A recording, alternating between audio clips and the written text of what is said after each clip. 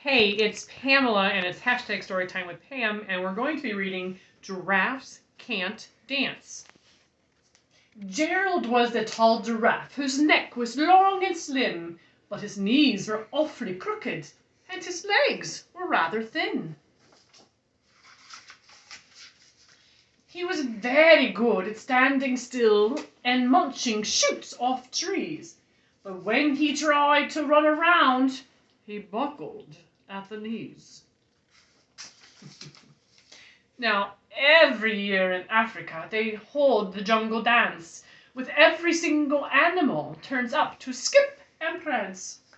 And this year, when the day arrived, poor Gerald felt so sad, because when it came to dancing, he was really very bad. The warthogs started waltzing, and the rhinos rock and rolled. The lions danced a tango that was elegant and bold.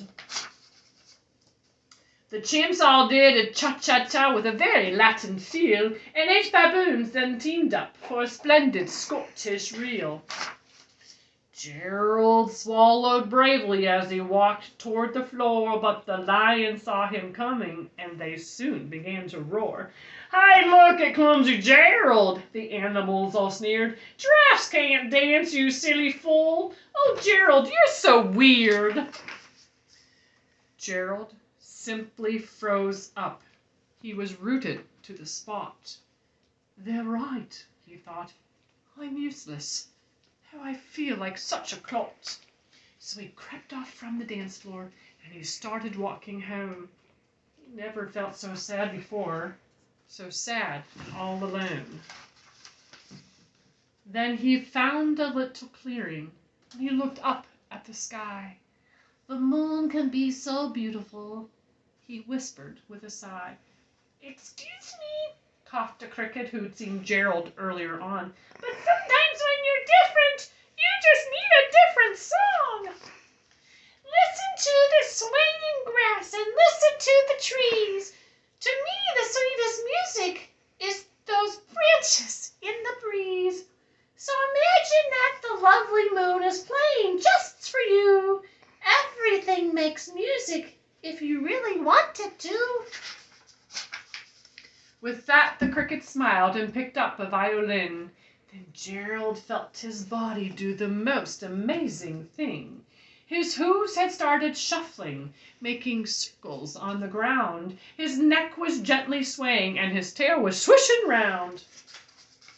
He threw his arms out sideways, and he swung them everywhere. Then he did a backward somersault and leapt up in the air.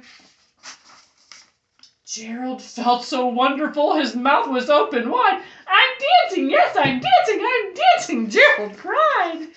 Then, one by one, each animal who'd been there at the dance arrived where Gerald boogied and watched him, quite entranced.